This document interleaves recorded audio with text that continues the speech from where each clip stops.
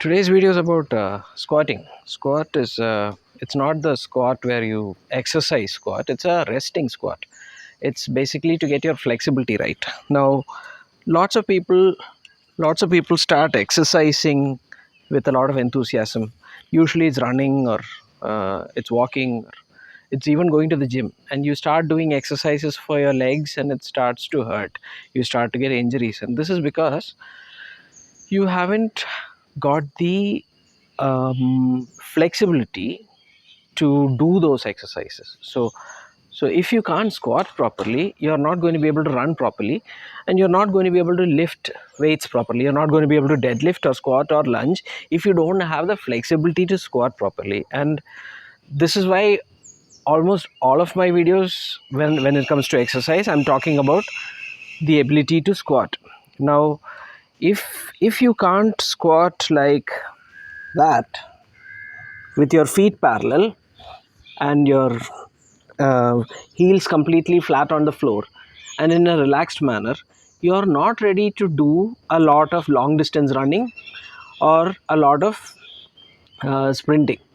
Now, you will be able to do it, you will be able to do this, you will be able to do your exercises, but you will not be healthy or safe doing those.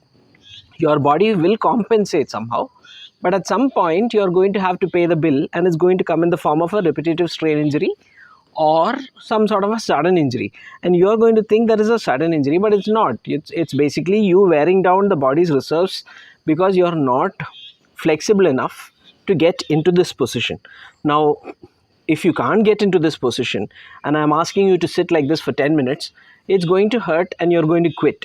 So I want you to practice getting into this position, and I need you to split it up throughout the day instead of just sitting here for 10 minutes. And I would argue that actually splitting it up into multiple sessions and spending some time in this position throughout the day instead of sitting in a 10-minute block is better than just sitting there. So 30 seconds to 1 minute in this position, and you do it multiple times a day. If you do it 10 to 20 times a day, you're going to get more and more flexible. Now, if you can't get into this position, so I'll show it to you from the side. If you can't get into this position and I am asking you to do it, you're not going to do it. You're going to quit halfway through, or you're going to quit before you even start because it's too daunting for you. So what I want you to do instead is do the easy methods first. So you can hold on to something. So you have a front supported squat where you'll hold on to something and then you'll squat down. And when you're doing this, I want your elbows inside your knees. I want your feet parallel. I want you to sit up straight. And here, this is a much easier position to hold. And I want you to stay in this position and then just breathe. And if you want, you can push your knees apart like that. And you can hold this position for 5 to 10 breaths, and that will take you to 30 seconds. And once you've done that, you get up and you go about the rest of your day. So that is one way of squatting. That's called the front supported squat. Then you have the back supported squat or a wall slide squat, where you go to the wall and you lean back and you slide down, and same thing, get your elbows inside your knees, inside your legs, and then sit up straight, stick your back to the wall, and spend 5 to 10 breaths in this position, which is 30 seconds again. And you spend some time here and then get flexible. So the idea is to sit here and rest. Now the other benefits are your digestion gets better, and this is actually, well, if you're flexible enough for it, you will get relaxed in this position.